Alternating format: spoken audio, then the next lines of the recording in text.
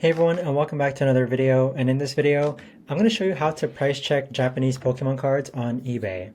Now this video is going to be particularly useful for individuals who have Japanese Pokemon cards that they want to sell. And based on my experience, usually Japanese Pokemon cards sell better on eBay than they do on other marketplaces.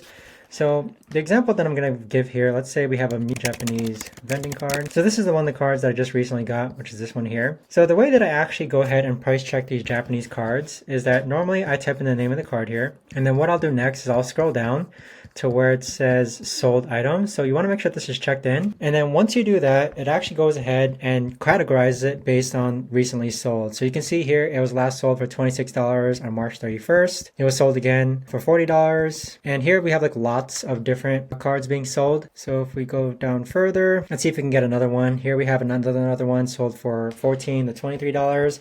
So that's the best way that I've been able to actually go ahead and price check back Japanese Pokemon cards on eBay. But let me know what you guys think down below in the comments. So thanks so much for watching, and I'll see you guys all in the next video.